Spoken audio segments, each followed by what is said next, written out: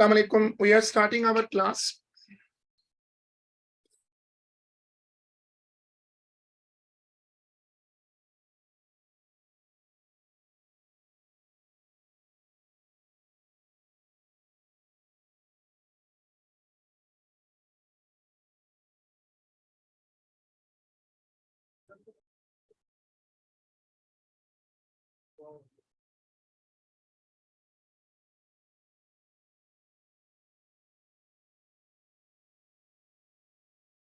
We are doing, this is our second class. इसी chapter पे हमने अभी टेस्ट भी रखा हुआ है.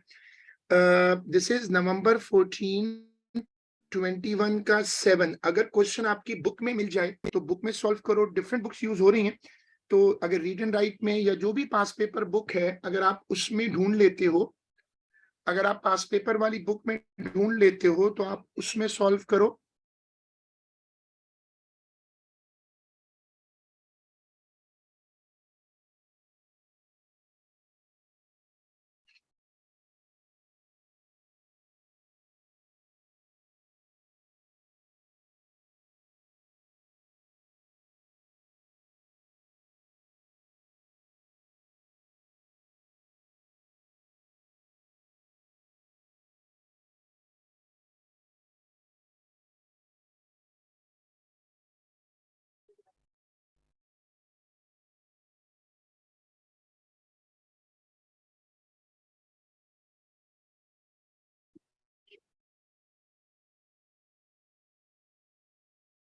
हम लोग ये जो क्वेश्चन कर रहे हैं, ये है नवंबर 14.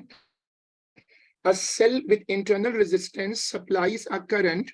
Explain why the terminal PD क्या होता है. जो PD आपको बाहर अवेलेबल हो उसको कहते हैं terminal PD.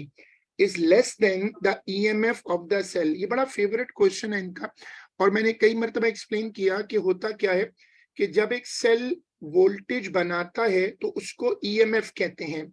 Some of the voltage is lost within the cell due to internal resistance, and the remaining is available for the external usage, और इसको हम कहते हैं टर्मिनल PD. तो आप इसका आंसर क्या लिखोगे कि some voltage is lost within the cell.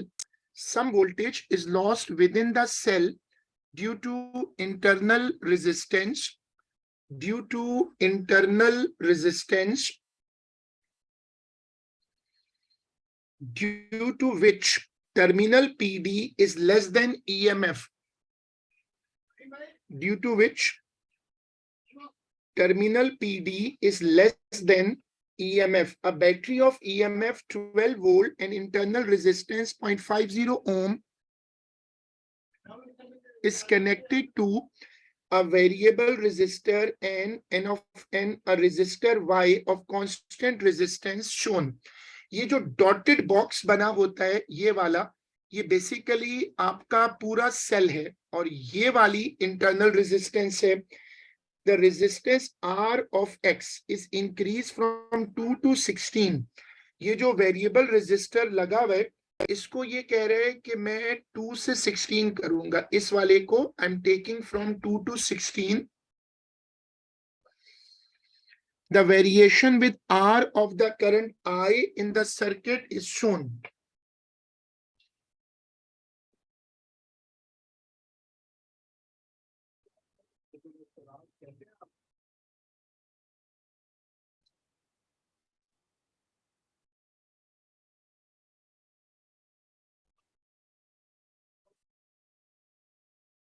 ठीक है, क्वेश्चन पढ़ लो. जो लोग थोड़ा सा लेट आए उनको जल्दी से क्वेश्चन रीड करना है.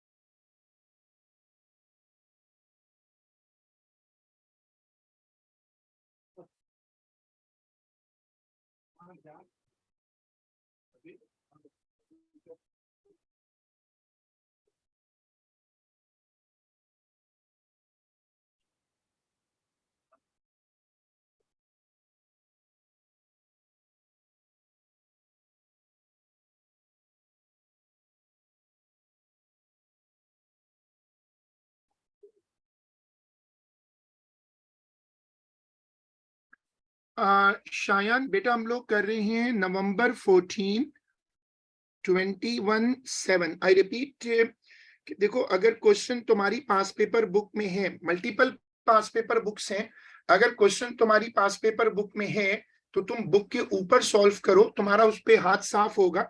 डिजिटल मीडिया पे लिखना हमेशा पॉसिबल है, तुम कोई गैजेट साथ रख लो, उस पे पास पेपर करते जाओ, सेव करते जाओ, लेकिन एक्चुअली जो प्रैक्टिस है वो तो पेपर के ऊपर करनी है ना, अभी भी पेपर फॉर्म में ही पेपर है। अब यहां से पढ़ो, इन्होंने एक स्केच दिया है, वाई एक्सिस पे देखो तो करंट है और एक्स एक्सिस पे देखो तो रेजिस्टेंस है। Calculate for I is equal to 1.2 ampere the PD across X. हमें बताना है कि अगर करंट 1.2 हो, करंट सीरीज में ना सेम होता है, करंट सीरीज में सेम होता है, तो अगर मैं करंट को लाऊं तो same current will pass through every resistor. He is asking, question पढ़ो, पीडी अक्रॉस एक्स। अब ये एक्स तो ये वाला रेजिस्टर है, इन्होंने वोल्टेज सॉरी रेजिस्टेंस चेंज की है 2 से लेकर 16 और करंट है, अब वो कह रहे हैं calculate for I is equal to 1.2।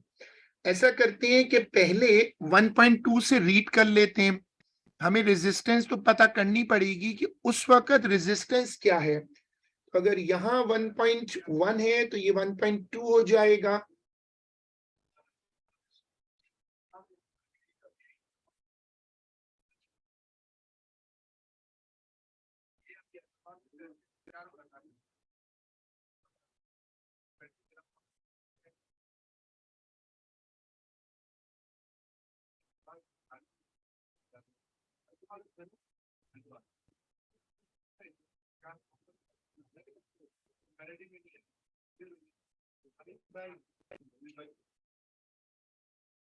देखो मैंने इसको रीड किया,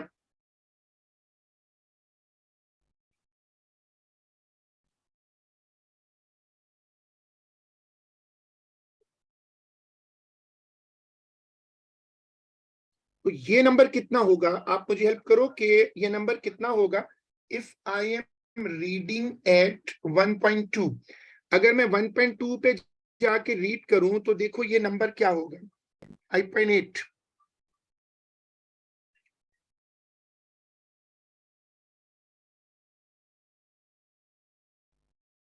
ठीक है, तो अब यहां फॉर्मूला लगा दो,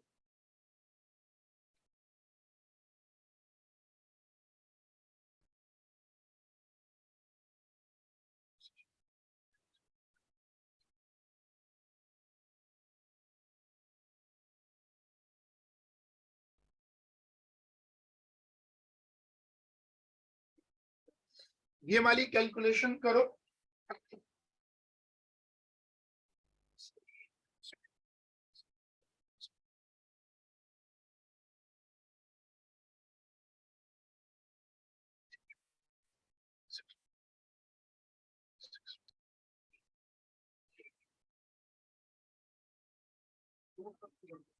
द रेजिस्टेंस ऑफ वाई। अब ये सवाल देखो कि हमारे पास आ गया 6.96, 6.96 चला गया आपके रेजिस्टर एक्स को। ही इज आस्किंग के बताओ वाई का रेजिस्टेंस क्या है। अब तुम यहां आ जाओ इस डायग्राम पर, क्योंकि सारा क्वेश्चन इसी से बन रहा है। तो अगर आप कहते हो कि 6.96 इसको मिल गया, टोटल वोल्टेज है 12, तो फिर इसको कितना मिलेगा, सीरीज में वोल्टेज डिवाइड होता है, 12 माइनस 6.96। ये माइनस करके दो, 12 माइनस 6.96,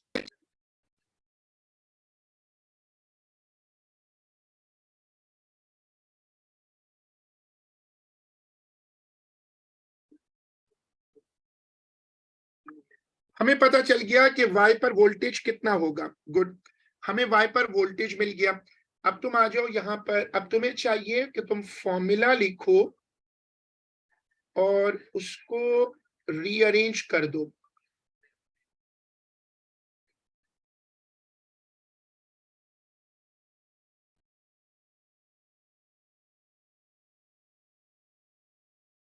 सीरीज में करंट सेम होता है, ये कॉपी कर लो।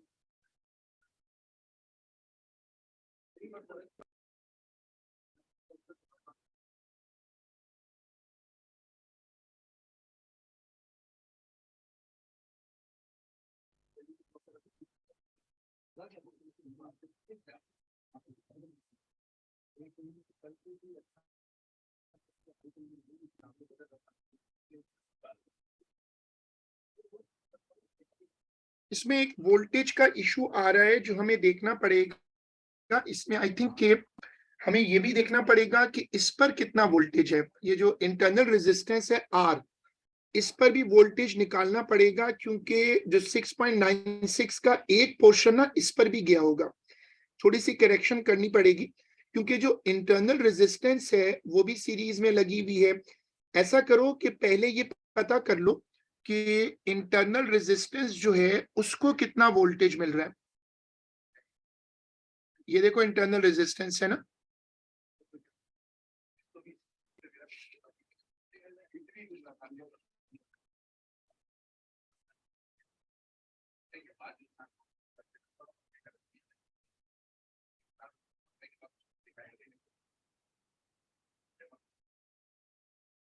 चलो अब जरा ये पहले ऐसा करो, ये सॉल्व कर दो। 1.2 इंटू 0.5,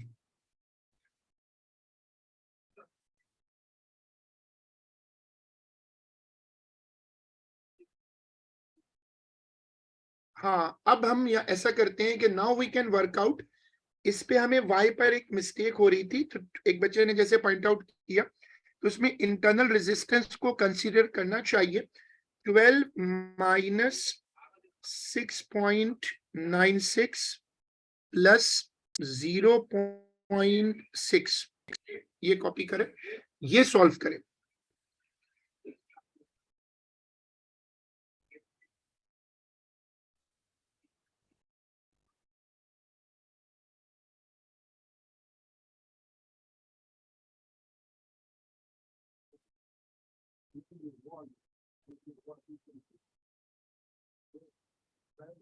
ये वाली कैलकुलेशन करके दो।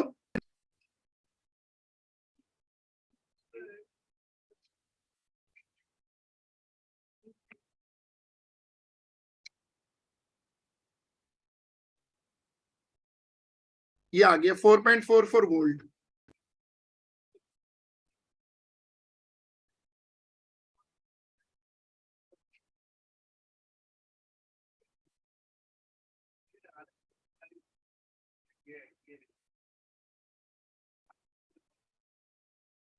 चलो अब जरा ये सॉल्व करो, पार्ट नंबर 2।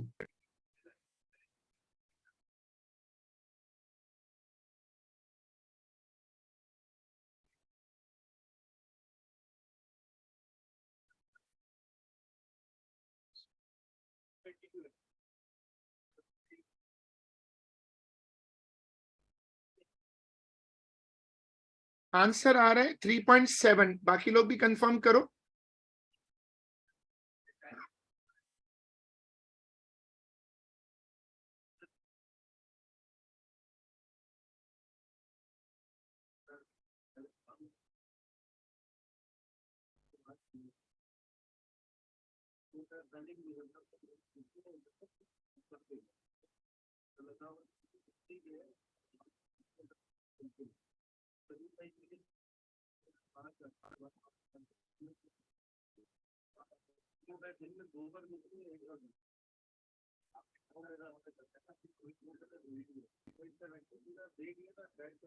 देखो चेक करके बताओ। बाकी लोग भी अपना आंसर मुझे वेरीफाई करके दो।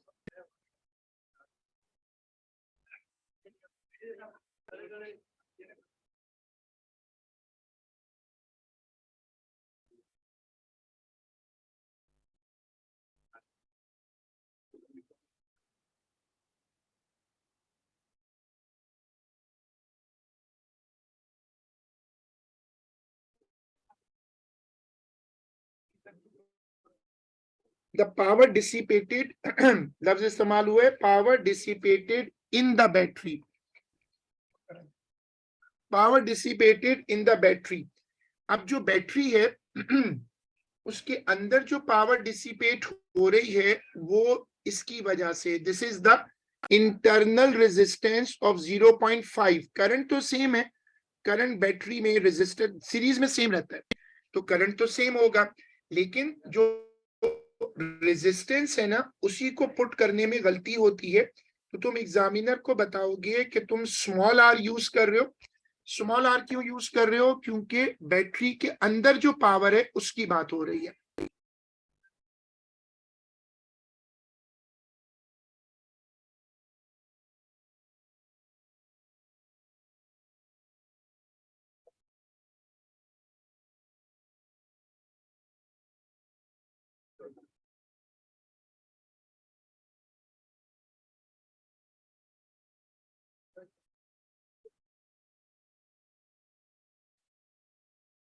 So I have used internal resistance because the question is saying in the battery.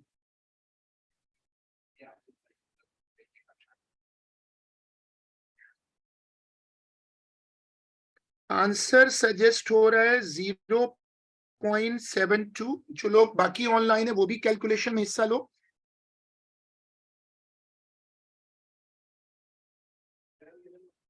उसे डबल चेक हो जाता है ना। Use figure 7.2 to explain the variation in the terminal PD of the battery as the resistance of X is increased। ये उसने ना 7.2 का ये रेफरेंस दिया। जैसे जैसे वो रेजिस्टेंस इंक्रीज कर रहा है, आप नोट करो जो करंट है वो तो डिक्रीज कर रहा है। जैसे जैसे वो रेजिस्टेंस बढ़ाएगा, this is a logical physics concept, कि जब तुम रेजिस्टेंस बढ़ाओगे तो अमाउंट ऑफ करंट डिक्रीज करेगा। जब तुम रेजिस्टेंस इंक्रीज करते हो तो जो करंट होता है वो डिक्रीज कर जाएगा। ठीक है, अब ये कह रहे हैं कि टर्मिनल पीडी। अब टर्मिनल पीडी को क्या फर्क पड़ेगा कि जैसे जैसे करंट डिक्रीज करेगा। अब आपको देखना है कि टर्मिनल पीडी होता क्या है। ये वो वोल्टेज है जो एक्सटर्नल रिसोर्स पे आ रहा होता है, आपको मिलता है।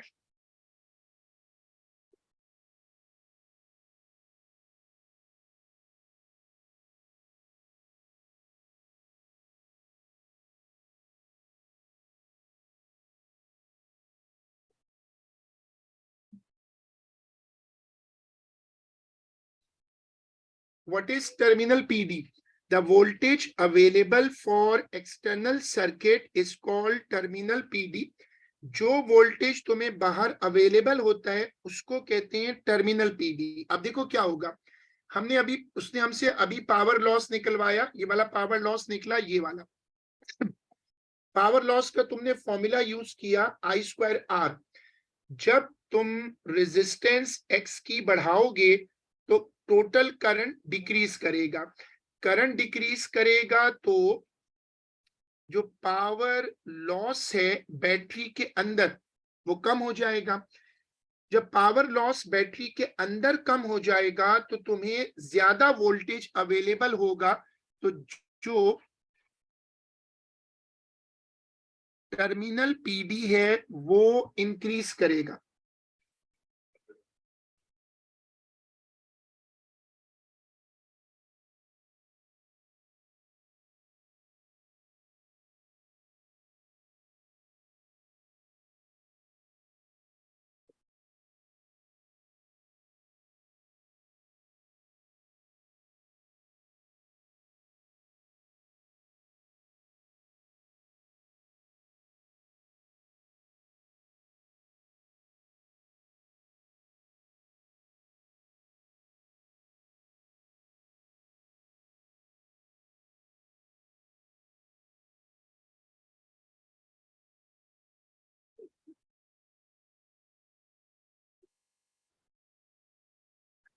We are starting June 15, 21 का 5. The variation with PdV of current I for a semiconductor diode is shown। नीचे एक डायोड का स्केच बना हुआ है। Use figure 5.1 to describe the variation of the resistance of the diode between -0.5 to 0.8। ये देखो -0.5 है। अब 0.8 कहां पर है उसको लोकेट कर लो।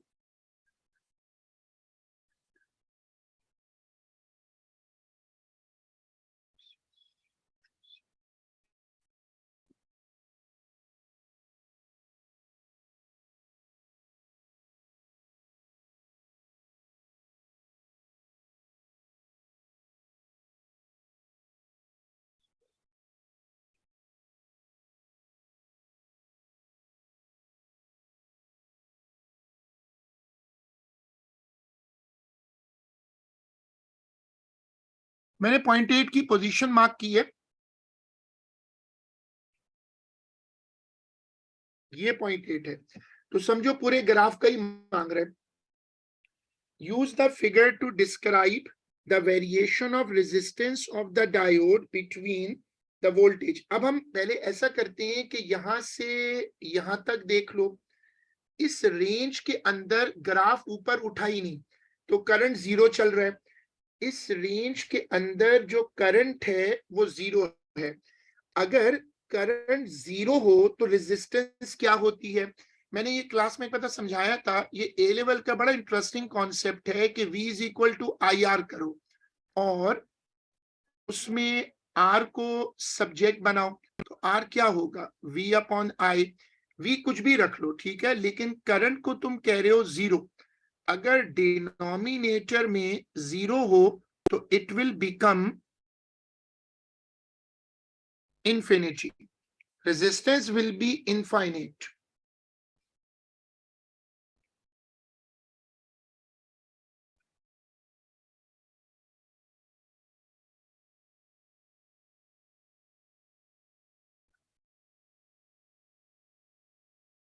तो तकरीबन 0.4 तक ये जो पोजीशन है ये वाली, तकरीबन यहां तक ग्राफ हिला ही नहीं, तो रेजिस्टेंस बहुत ज्यादा है। तो तुम एग्जामिनर को बोलोगे कि V is equal to -0.5 to V is equal to 0.4, resistance is infinite, current is equal to zero. उसके बाद क्या होगा कि वहां से आगे जाओ तो देखो करंट बढ़ना शुरू हो गया, तो आप बताओगे 0.4 से लेकर 0.8 तक रेजिस्टेंस डिक्रीज कर रही है और करंट इंक्रीज कर रहा है। मेरा मतलब है ये वाला लूप।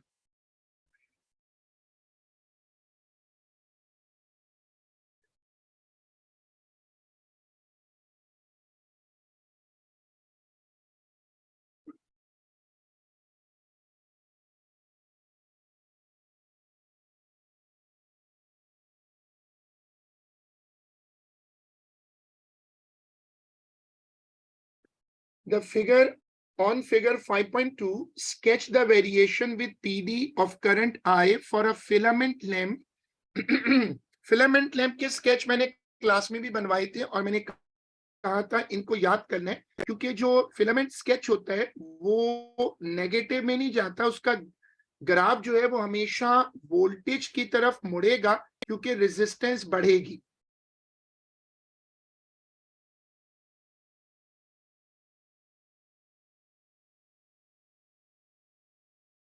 इसको तुम अगर प्लॉट करोगे तो ये ऐसे आएगा, ये इसको मुड़ना होता है एक्स वोल्टेज एक्सेस की तरफ, और यहां से नीचे लाओगे तो यूं हो जाएगा।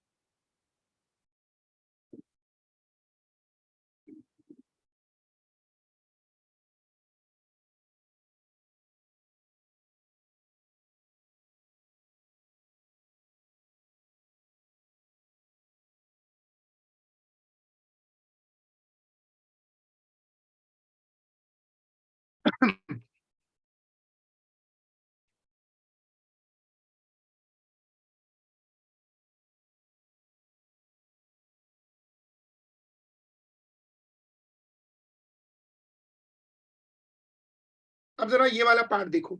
Figure 5.3 shows a power supply of EMF 12 volt and internal resistance 0.5 ohm connected to a filament lamp and switch. The filament lamp has a power of 36 watt with when the PD across it is 12 volt. Calculate the resistance of the lamp when the PD across it is 12 volt. हमें resistance निकालनी है lamp की जब lamp के across voltage आ जाए 12 volt.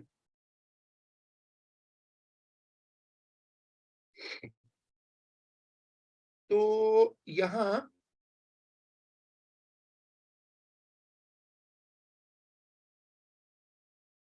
देखो ये वाला फॉर्मूला है, दूसरा फॉर्मूला पावर का लगा सकता हूं। इसमें मसला है कि मेरे पास करंट नहीं है, तो I should select power is equal to V I. इसको ट्राई कर लेता हूं। दूसरा है मेरे पास आई स्क्वायर आर, फिर एक और फॉर्मूला है वी स्क्वायर अपॉन आर। तो अब बताओ इनमें से कौन सा सूट करेगा। एक आंसर सजेस्ट हुआ है 4 ओम, गुड। इनमें से फॉर्मूला कौन सा लगाऊं। I have power, I have voltage, third one, ठीक है। ये वाला यूज कर लेता हूं और मुझे रेजिस्टेंस निकालनी है, तो R is equal to V square upon P 12 square upon 36। ये वाली वर्किंग करके दो, गुड। लास्ट आंसर सजेस्ट हो रहा है 4। अब चूंकि डेटा ऊपर देखो तो यहां भी 3 सिग फिग है, सॉरी 2 सिग फिग है यहां भी। तो जब आंसर लिखो तो उसको ना डेलिबरेटली 2 सिग्निफिकेंट पे कर दो।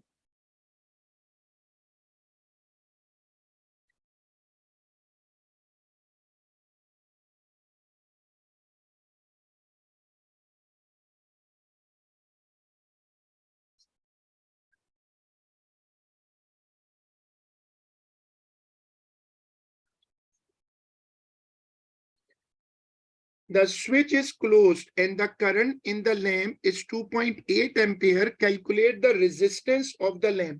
Switch उसने क्लोज कर दिया, जिसका मतलब होता है उसने ऑन कर दिया। लैंप का करंट दिया हुआ है, रेजिस्टेंस ऑफ द लैंप। अब ये देखो चालाकी कर रहा है, रेजिस्टेंस फिर मांग रहे हैं, यानी पहले रेजिस्टेंस निकलवा चुका है, but he wants to get the resistance again. अब ये रेजिस्टेंस कैसे निकलेगी बताओ।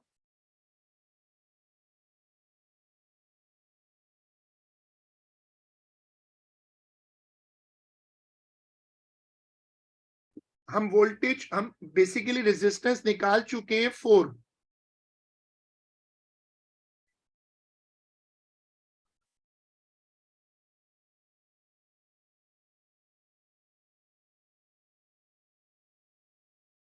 अब इसमें वही कॉन्सेप्ट सामने रखो जो मैंने तुम लोगों को पहले सिखाया कि देखो ये रेजिस्टर और ये लैंप दोनों सीरीज में है। कुछ वोल्टेज ये इंटरनल रेजिस्टर पर जाएगा, बाकी लैंप को मिलेगा। हमें ये पता है, एग्जामिनर कह रहा है कि करंट जो है वो 2.8 है, तो करंट तो सेम होता है। ये देखो करंट हमने सेम कर दिया 2.8 एम्पियर। तो अब फॉर्मूला लगेगा V is equal to I R 2.8 into 0.5, इससे आ गया 1.4 वोल्ट। 1.4 चला जाएगा इंटरनल रेजिस्टेंस पे। तो अब लैंप का क्या होगा, जो लैंप को वोल्टेज मिलेगा वो 12 माइनस 1.4 होगा, 10.6 वोल्ट।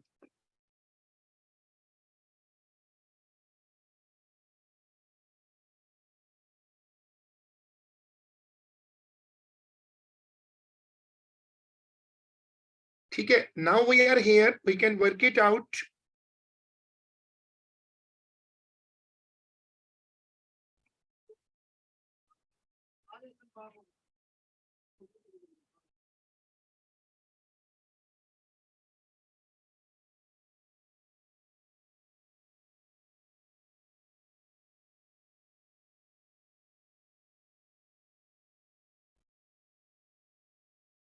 अब तुम लोगों को सवाल देखकर समझ आ गया होगा कि ओ लेवल में इंटरनल रेजिस्टेंस इन्वॉल्व नहीं थी, यहां इन्वॉल्व है. तो बहुत सारी कैलकुलेशंस में तुम्हें ये फीचर कवर करना पड़ेगा कि you have to accommodate internal resistance. चलो कैलकुलेशन कर दो.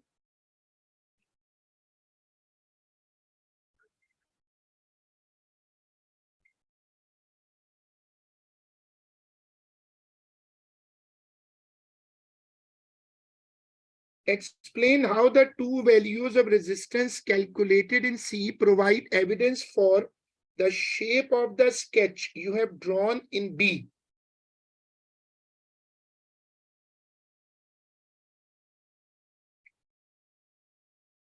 सही है, good. 3.8 is the answer. Theory part जो होते हैं ये तुम्हारा ए ग्रेड है, क्योंकि सबसे ज्यादा बच्चे जो गलतियां करते हैं वो स्केच में, थ्योरी पार्ट्स में होती हैं.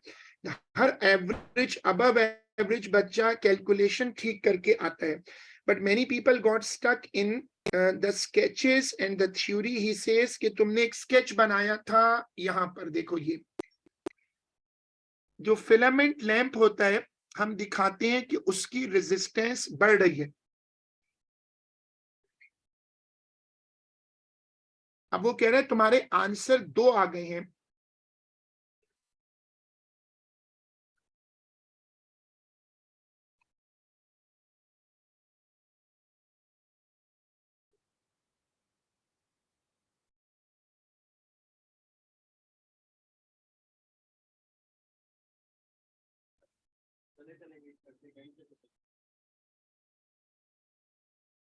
ठीक है, अब तुम इसको फॉलो करो. अब तुम इसको फॉलो करो और तुम एग्जामिनर को बताओ कि देखो, जब हमने पहले रेजिस्टेंस निकाली थी वो आई थी 4, फिर निकाली तो आ गई 3.8. तो अगर तुम इन दोनों को कंपेयर करो तो जब वोल्टेज बढ़ा तो रेजिस्टेंस बढ़ गई, 3.8 से 4 हो गई. यही चीज तुम्हें एग्जामिनर को बतानी है. ठीक है, तो तुम एग्जामिनर को बताओगे कि जब वोल्टेज बढ़ गया तो रेजिस्टेंस बढ़ गई. यही वो स्केच कह रहा है.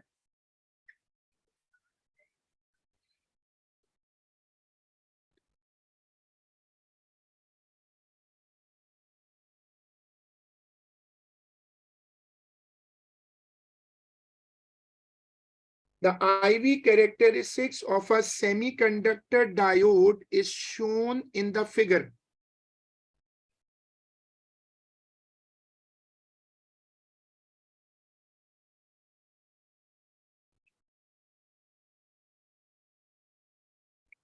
Use figure 5.1 to explain the variation of the resistance of the diode as V increases from 0 till 0.8, 0 से 0.8.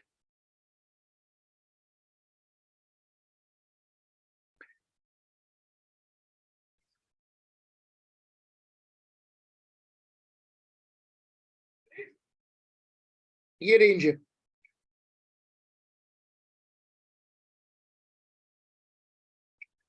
Use figure 5.1 to explain the variation of the resistance of the diode as V increases from 0 till 0.8. तो देखो, अब तुम्हें नजर आ रहा है कि 0 से 0.8 तो ग्राफ एक्स एक्सिस पे स्लाइड कर रहा है. इस डोमेन के अंदर जो करंट है वो 0 है.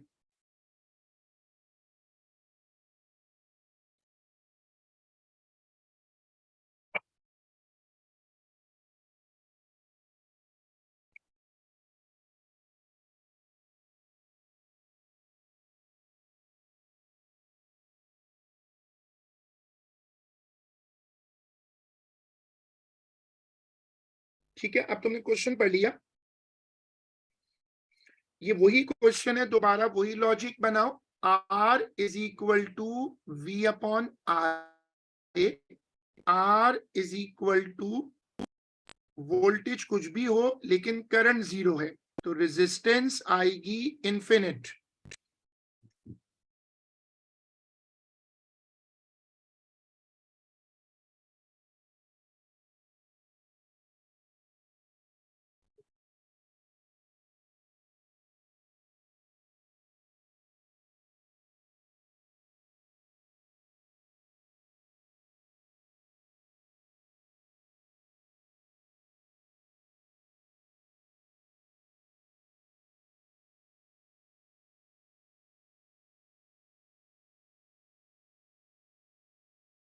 ठीक है, अब तुमने ये कॉन्सेप्ट पिक कर लिया, तुमने एग्जामिनर को बताना है, इसके मार्क्स बहुत ज्यादा दिए हुए, 3 marks.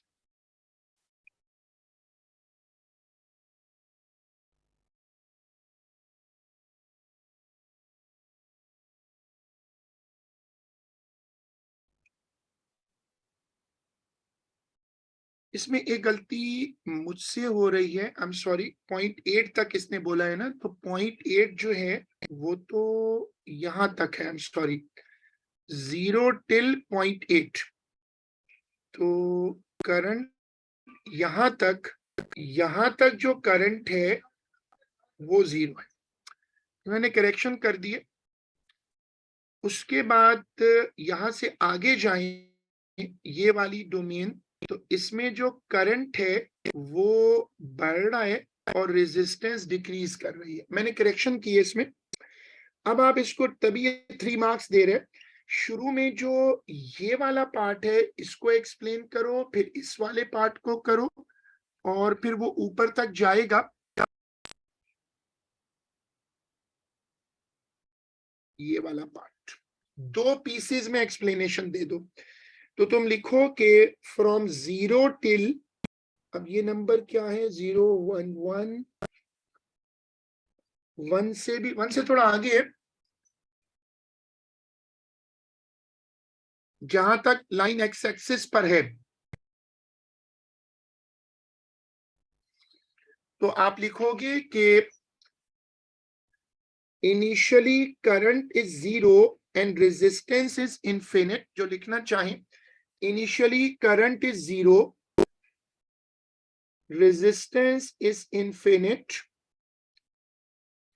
as the graph moves upward from x-axis, as the graph moves from x-axis, ये वाला portion, resistance decreases and current increases.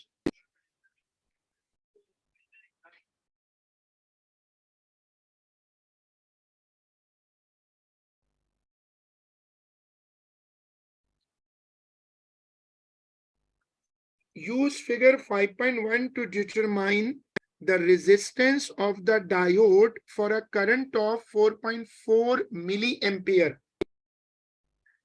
अब ये 4.4 मिली एम्पियर दे रहा है, तो तुम क्या करो कि पहले तुम 4.4 मिली एम्पियर को ना रीड कर लो,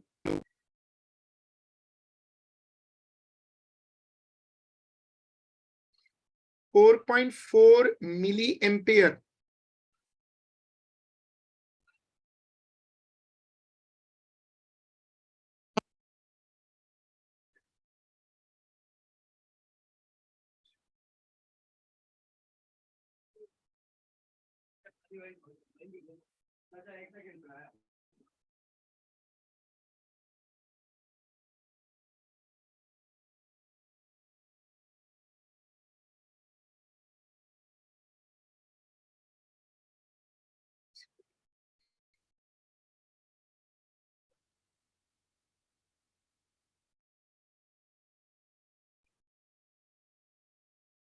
अब ये बिल्कुल बीच में आ रहा है,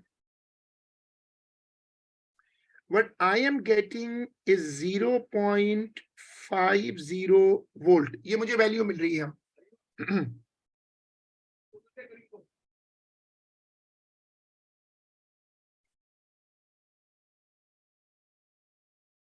ठीक है, अब मुझे 0.50 वोल्ट मिल गया, रेजिस्टेंस निकालनी है, मुझे वोल्टेज मिल गया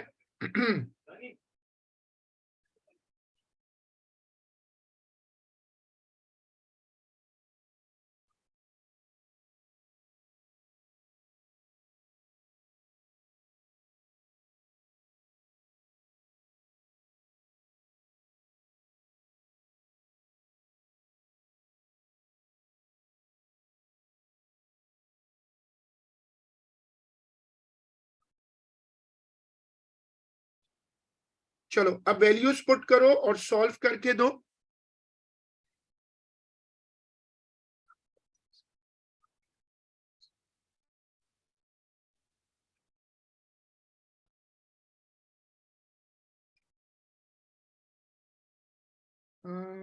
आंसर में फर्क आ रहा है, वन स्टूडेंट इज गेटिंग 113.6, इतनी हाई रेजिस्टेंस कैसे आ रही है?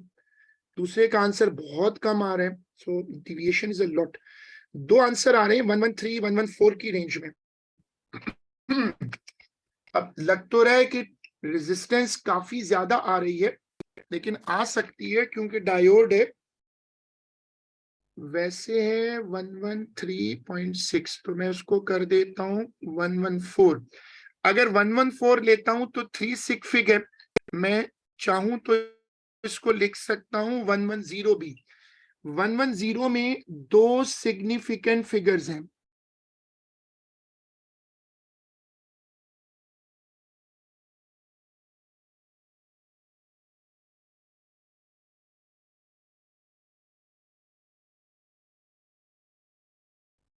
a cell of EMF 1.2 volt and negligible. अब की बार उसने ना इंटरनल रेजिस्टेंस को नेग्लेजिबल कर दिया, is connected in series to a semiconductor diode and a resistor R1।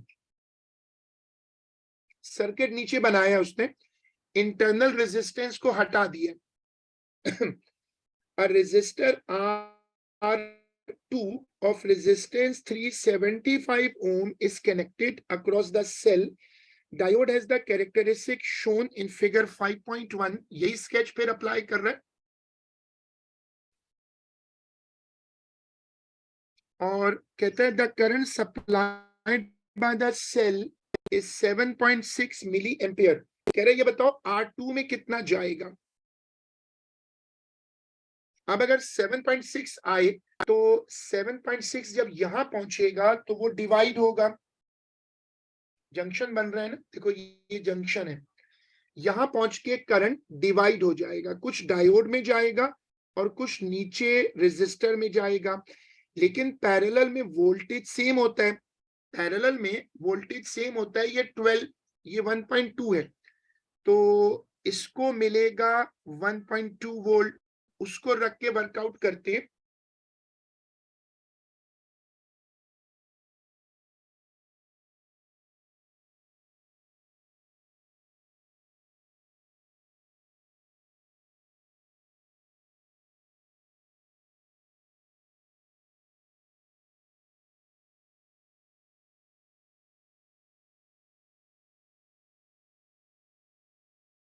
ये वर्किंग देखो,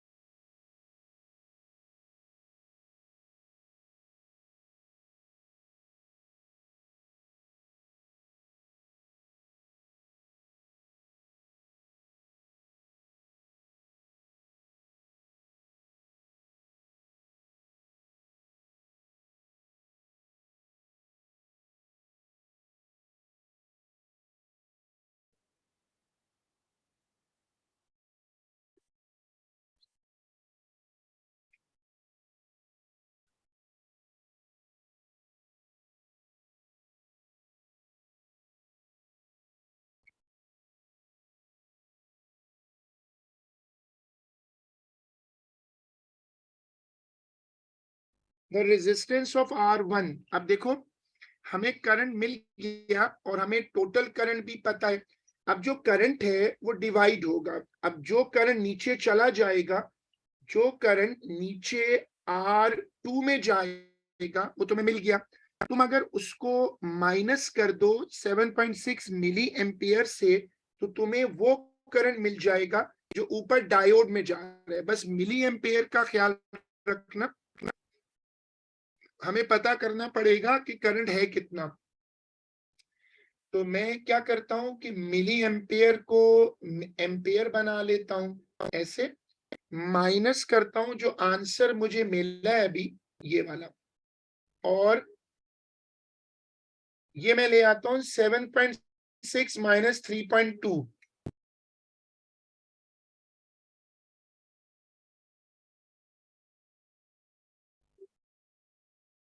मुझे करंट की वैल्यू मिल गई।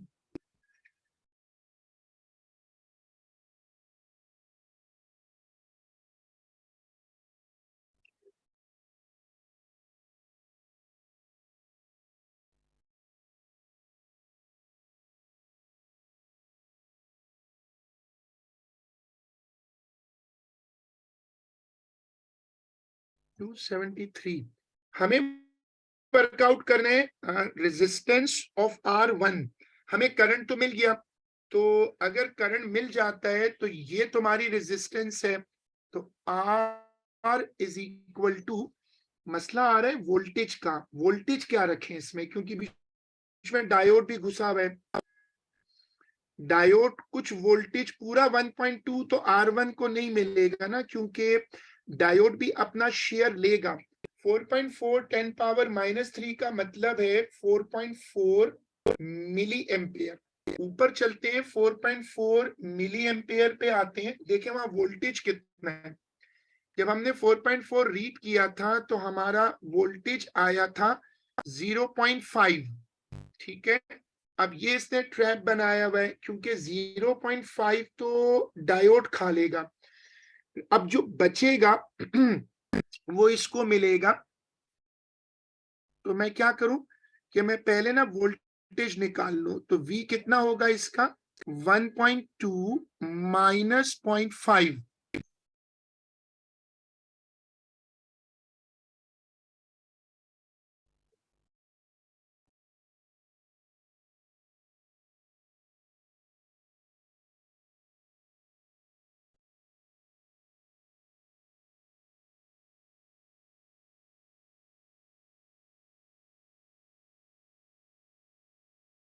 देखो ये वाली वर्किंग है। सब लोग इस वर्किंग को करो और मुझे सॉल्व करके बताओ। 159, I got one answer 159। Need more solutions, जल्दी से और सॉल्यूशन दो। 160 कर दूं फिर, ठीक है, ये बात सही है। 159 आ रहे हैं वैसे, और उसको राउंड करके 160 कर देता हूं।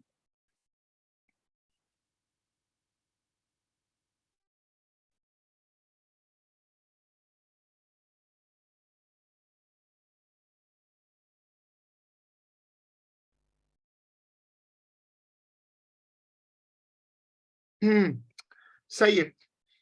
अब देखो क्वेश्चन कितना लेंदी है और कितने ट्रिकी उसमें स्टेप्स हैं। मैंने आप लोगों को हमेशा समझाया कि जब आप पेपर 2 करने शुरू करें तो पहले थोड़े पुराने क्वेश्चंस करें, फिर नए पर आए, तो you can capture the topic. क्योंकि पेपर 2 का टेम्परमेंट और है, एमसीक्यूज का बिल्कुल और है, and that is why as level is very challenging because of the strict level concepts, और वो कनेक्टेड होते हैं आपस में। The ratio power dissipated in the diode to power dissipated in R2, ये दोनों आपस में देखो, यहाँ पर ये और ये दोनों आपस में ना सीरीज में है। सीरीज में करंट सेम होता है। अब तुम्हें करंट तो पता है, तो तुम करंट पे रख लो, और रेजिस्टेंस हम पहले निकाल चुके हैं। अगर तुम्हें याद हो तो उसने कहा था 4.4 पे रेजिस्टेंस, वो है मेरे पास।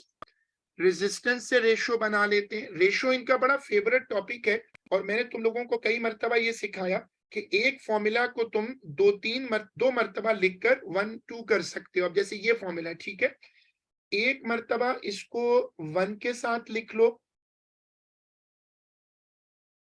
और दूसरी मर्तबा इसको 2 के साथ लिख लो। This is something they give nearly in every paper. जो चीज फिर कांस्टेंट हो उसको कैंसिल कर देना।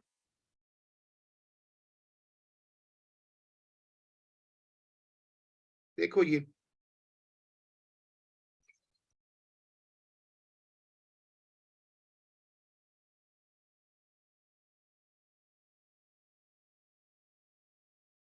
अब चूंकि करंट तो सीरीज में सेम है ना, तो इसको कैंसिल कर देता हूं। ऊपर डायोड है, डायोड की रेजिस्टेंस निकली थी 114 और इसकी निकली है 159।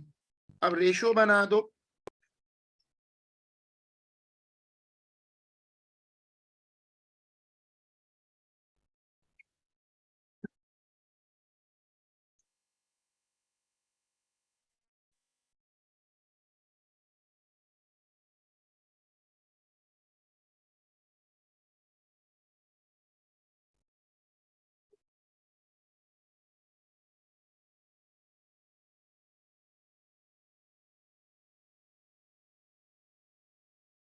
जल्दी से कैलकुलेट कर दो, क्लास का टाइम खत्म हो गया।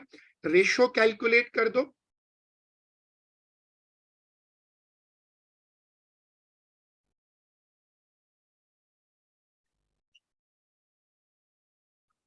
I got one answer 0.72।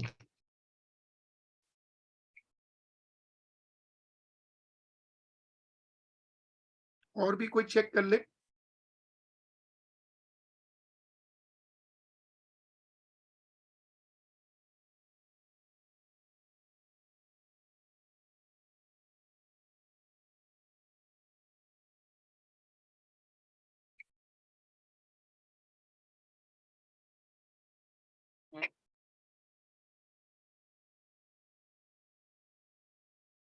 इसमें गलती हो रही है। There is a mistake. आप लोग बता दिया करो, इसमें रेशो में गलती हो रही है। हमारी अप्रोच ठीक है, लेकिन इसने नीचे बोला हुआ है R2 और मैंने उसकी रेशो ना R1 से कर दी है। We need to get R2।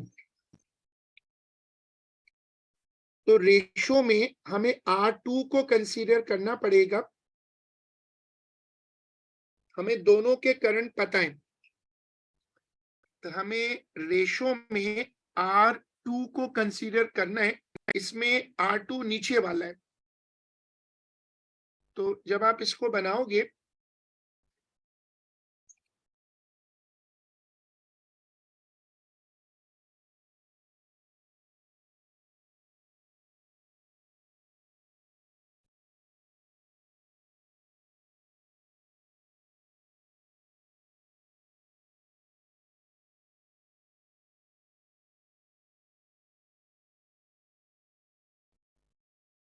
जो ऊपर वाला सर्किट है उसमें करंट था 4.4 और नीचे वाले में जो करंट था वो था 3.2।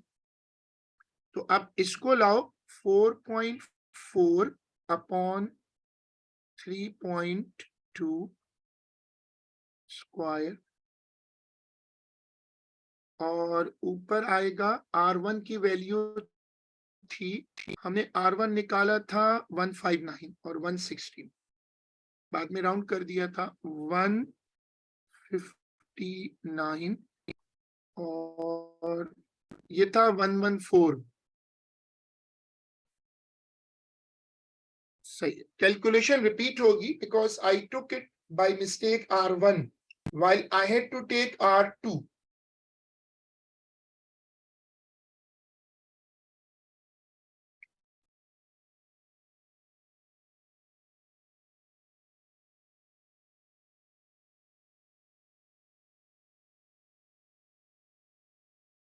कैलकुलेशन कर दो।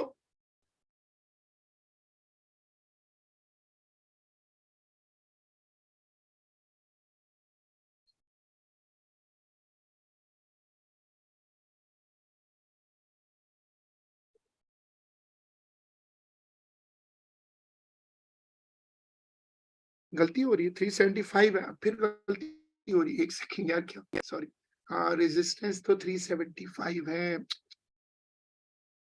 सॉरी, आप लोग साथ साथ बता दें कभी ऐसा होता है, तो ये 375 गलती हो रही थी, क्योंकि R2 की वैल्यू दी हुई है 375।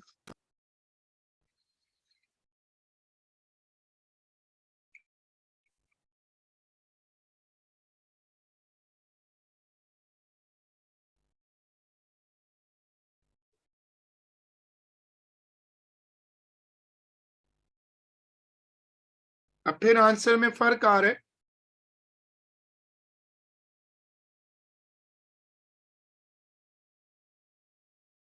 अब क्या गलती हो रही है, क्यों डिफरेंस आ रहा है, let me check again. Value में ना आप लोग साथ साथ चेक कर लो, अगर क्वेश्चन आप लोगों के सामने खुला हो, R1 की वैल्यू क्या थी, R1 was, where is R1? R1 was 159 and what was the diode, गलती क्या हो रही, डायोड रेशो किसके साथ बनानी है, इन द डायोड, सही, रेशो बनानी है डायोड के साथ। डायोड की रेजिस्टेंस कितनी थी हमारे पास, डायोड की रेजिस्टेंस है, एक मिनट, दैट इज 114, सॉरी, ये रेजिस्टेंस है, नहीं वो सारी चीजें ठीक है, सिर्फ देखो जो वैल्यू इंसर्ट कर रहा हूं ना, क्योंकि मैं स्क्रॉल करता हूं तो वैल्यूज इंसर्ट करने में गलती हो रही है। अब ठीक है, नाउ सॉल्व इट। जिनके पास क्वेश्चन खुला हो और वो साथ साथ देख रहे हैं, वो साथ साथ बता सकते हैं, क्योंकि वैल्यू इंसर्ट करने में गलती हुई है। जो ऊपर डायोड है, नीचे R2 है, डायोड की 114 है और जो R2 है उसकी 375 है। अब दोबारा कैलकुलेट करो, आंसर इज बीइंग सजेस्टेड 0.575, इसको 0.60 कर दो, बाकी लोग भी जल्दी से सॉल्व करो, कंसेसिस हो तो क्लास खत्म करें।